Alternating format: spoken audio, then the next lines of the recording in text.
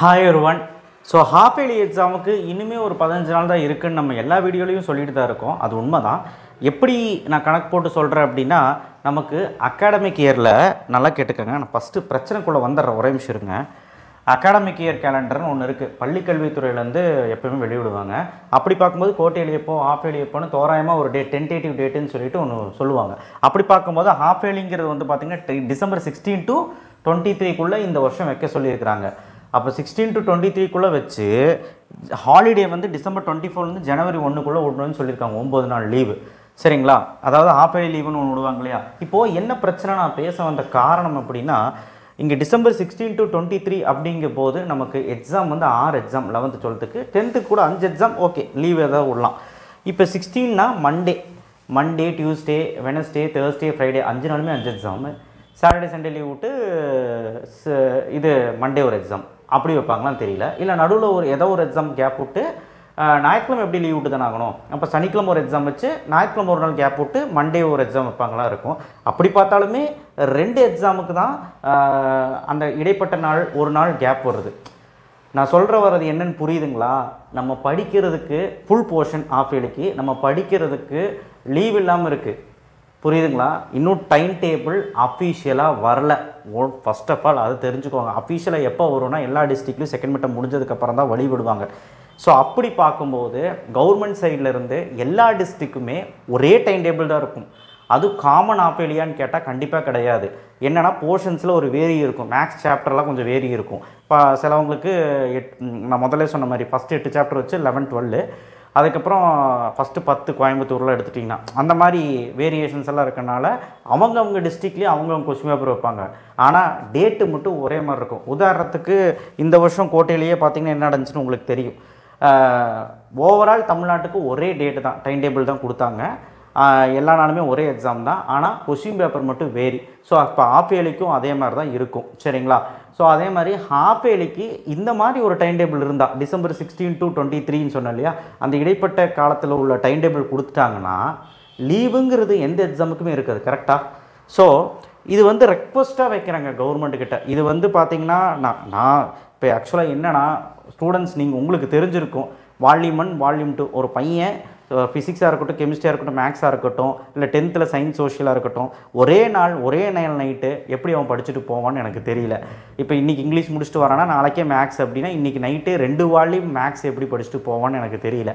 படிச்சுட்டு போகிறாங்கன்னா இருந்தாலும் முன்னாடியே ரிவிஷன் பண்ணி வச்சுருந்தாலும் ஒரு வாட்டி எல்லாமே எடுத்து நம்ம ஒரு கிளான்ஸ் பார்க்குறதுக்காவது ஒரு டைம் வேணும் இல்லையா? 2 வால்யூம் பார்த்து முடிக்கிறதுக்கே எத்தனை நேரம் ஆகும்? ஸோ நான் ரெக்வஸ்ட் பண்ணுறது என்னென்னா, கவர்மெண்ட் கிட்ட தலா ஒரு நாளாவது ஒரு எக்ஸாமுக்கு ஒரு நாளாவது லீவ் விடணும்னு நான் நினைக்கிறேன். எப்போவுமே தமிழ் அதுக்கப்புறம் இங்கிலீஷ்க்கு எப்போவுமே லீவ் அதிகமாக இருக்காது. மீதி சப்ஜெக்ட் கோர் சப்ஜெக்ட்டுக்கு எல்லாமே வந்து பார்த்திங்கன்னா லீவை விடுறதுக்கு வழக்கம் இருக்குது. அப்படி பார்க்கும்போது வழக்கமாக லீவ் விடுவாங்க. அப்படி பார்க்கும்போது கோட்டையிலேன்னு எடுத்துக்கிட்டிங்கன்னா இந்த வருஷம் என்ன ஆச்சுன்னு பாருங்களேன். தமிழ் 19ஆம் தேதி, இங்கிலீஷ் 20ஆம் தேதி, ஃபிசிக்ஸ் 21. இந்த வீடியோவை எல்லாத்துக்குமே ஷேர் பண்ணுங்கள். ஏன்னா இந்த வீடியோவை ஷேர் பண்ணுறது மூலியமாகவும் நீங்கள் லைக் பண்ணுறது மூலியமாகவும் நீங்கள் கமெண்ட் பண்ணுறது மூலியமாக தான் இந்த வீடியோ வைரலாகும். வைரலாகலைனாலும் பரவாயில்ல, கொஞ்சம் பேருக்கு தெரிஞ்சாலே, ஆனால் அதிகாரிகள் யாரை பார்த்தாலே டைம் டேபிள் நமக்கு வந்து அஃபீஷியலாக இன்னும் சொல்லலை அப்போ எடுத்துக்கிட்டோங்க. ஆனால் யாராலும் குறைஞ்ச மார்க் எடுத்தோன்னா பாதி பேர் என்ன ரீசன் சொல்கிறான், எனக்கு லீவ் இல்லை, அன்றைக்கி ஒரு நாள் நைட்டில் ஃபஸ்ட்டு வால்யூம் ஃபுல்லாக ரிவிஷன் பண்ண முடியாது, இதுதான் சொல்கிறான். ஸோ இதுதான் இங்கே பிரச்சனையே. அப்போது கவர்மெண்ட் எக்ஸாம் டைம் டேபிளில் சில ப்ரைவேட் ஸ்கூல்ஸ் மட்டும்தான் என்ன பண்ணுறாங்க அப்படின்னா அவங்களா வந்து கொஸ்டின் பேப்பர் வந்து உண்டாக்குறாங்க, சரிங்களா? அதாவது ப்ரைவேட் கொஸ்டின் பேப்பர் அவங்களே வைக்கிறாங்க. அதனால ஷெடியூலும் அவங்களே கொடுத்துருவாங்க. டைம் டேபிள் வந்து அவங்க டைம் டேபிளாக இருக்கும். அவங்களுக்கு வந்து இடைப்பட்ட காலங்கள் 2 நாள் ஒரு நாள் லீவு, ஒரு எக்ஸாம் கேப் விடுவாங்க. ஸோ அந்த மாதிரி கவர்மெண்ட்டும் விட்டாங்கன்னா நல்லாயிருக்கும் தான் நான் சொல்கிறேன் ஃபர்ஸ்ட் ஆஃப் ஆல். ஸோ மாணவர்களுக்காக கண்டிப்பாக கவர்மெண்ட் ஒரு ஆக்ஷன் எடுப்பாங்கன்னு நினைக்கிறதுல. ஸோ துறை வந்து யாராவது ஒரு அதிகாரிகள் பார்த்தாங்க அப்படின்னா கண்டிப்பாக வந்து நமக்கு நல்ல ஒரு டைம் டேபிள் கிடைக்கும்னு நான் நம்புகிறேன். ஸோ இப்போது இங்கே பாருங்கள், 23 ஒரு நாள் கேப் விட்டு மேக்ஸ் ஓகே ஓரளவுக்கு பரவாயில்ல. 24 விட்டு பயாலஜி, அதுக்கப்புறம் கம்ப்யூட்டருக்கு கெமிஸ்ட்ரிக்கு லீவே இல்லை, சிஎஸ்க்கு லீவே இல்லை. அதுக்கப்புறம் சிஎஸ் பசங்களுக்கு கெமிஸ்ட்ரிக்கு லீவ் இல்லை. ஸோ அப்படியெல்லாம் வந்து லேக் ஆகிருக்கு. குவார்ட்டர்லி எக்ஸாம்லேயும் கொஞ்சம் அந்த ஃபிசிக்ஸில் தான் எல்லாருமே ஒரு மாதிரி ஆகிட்டாங்க. 10th எடுத்துக்கிட்டிங்கன்னா பரவாயில்ல, இடைவெளி நல்லா தான் இருக்குது. ஆனால் சயின்ஸ் சோசியலுக்கு லீவே இல்லை. பாருங்கள், மேக்ஸ் முடிச்சுன்னா சயின்ஸ் முடிச்சுன்னா சோசியல், இந்த மாதிரி ஒரு டைம் டேபிள் தான் இருந்தது. ஸோ அதே மாதிரி தான் December 2023 ஹாஃப் இயர்லி போன வருஷத்தோட டைம் டேபிள் எடுத்து பார்த்தீங்கன்னா தமிழ் 7ஆம் தேதி. இன்னொன்று கேட்டுக்கோங்க, போன வருஷத்தோட அகாடமிக் இயர் எடுத்து பார்க்கும்போது 11ஆம் தேதின்னு சொல்லியிருந்தாங்க half yearly tentative time table. ஆனால் அதுக்கப்புறம் அஃபீஷியலாக அறிவிப்பாங்க இல்லையா, ஒரிஜினல் டைம் டேபிள் வரும் இல்லையா, அது வந்து மாற்றி என்ன சொன்னாங்கன்னா டிசம்பர் 7ஆம் தேதி வச்சாங்க. அது வந்து ரீசனபிளாக தான் இருந்தது. பாருங்கள், 7ஆம் தேதி தமிழ், 8ஆம் தேதி இங்கிலீஷ் லீவ் இல்லை. ஆனால் 9, 10 மேக்ஸுக்கு 2 நாள் லீவ், சூப்பர். 12ஆம் தேதி ஒரு நாள் கம்ப்யூட்டர் சயின்ஸுக்கு கேப்பு, 14, 15 ஃபிசிக்ஸ்க்கு கேப்பு. இங்கே பயாலஜி பசங்களுக்கு கொண்டாட்டம் தான். அதுக்கப்புறம் வந்து பார்த்தீங்கன்னா ஃபிசிக்ஸ் முடிஞ்சு கெமிஸ்ட்ரிக்கு வந்து பார்த்தீங்கன்னா இடைப்பட்ட நாளில் பயாலஜி வச்சாங்கன்னு நினைக்கிறேன். ஆமாம், இல்லை 3 நாள் முடிஞ்சு 17, 18 முடிஞ்சு கெமிஸ்ட்ரி. ஸோ கெமிஸ்ட்ரி முடிஞ்சு தான் பயாலஜி வச்சாங்க. ஸோ அதனால் எல்லாத்துக்குமே 21ஆம் தேதி முடி எக்ஸாம் நடந்தது. எல்லா எக்ஸாமுக்குமே ரீசனபிளான லீவ் இருந்தது. ஏன்னா நேரமாக எக்ஸாம் வச்சாங்க, அதாவது 7ஆம் தேதியே சீக்கிரமாக எக்ஸாம் வச்சாங்க. இந்த வருஷம் ஷெடியூல் சொன்னது என்ன அப்படின்னா 16ஆம் தேதி தான் அகாடமிக் இயர்னு சொல்லியிருக்கிறாங்க. ஐ மீன் அகாடமிக் இயரில் half yearly time table tentative time table 16ஆம் தேதியிலேருந்து 23ஆம் தேதிக்குள்ளே இப்போ கூட அஃபிஷியல் ஒரு நியூஸ் வந்தது. ஸோ கண்டிப்பாக நான் ரெக்வஸ்ட் பண்ணுறதுனா போன வருஷம் மாதிரியே ஒரு டைம் டேபிள் உருவாக்கணும். ஒரு 10ஆம் தேதிக்கு மேலே எக்ஸாம் வச்சாலும் பரவாயில்ல, 7ஆம் தேதியாக இருந்தாலும் ஓகே, பட் 10ஆம் தேதிக்கு மேலே எக்ஸாம் வச்சாங்கன்னா பரவாயில்ல. அண்ட் ஆல்சோ அந்த இடைப்பட்ட காலங்கள் வந்து பார்த்திங்கன்னா இப்போ ஒரு எக்ஸாமுக்கும் ஒரு நாளாவது கேப் விட்டாங்கன்னா கொஞ்சம் நல்லாயிருக்கும். ஏன்னா அவங்களும் சீக்கிரம் முடிக்கணும் தான் பார்க்குறாங்க கவர்மெண்ட் சைட்லேருந்து.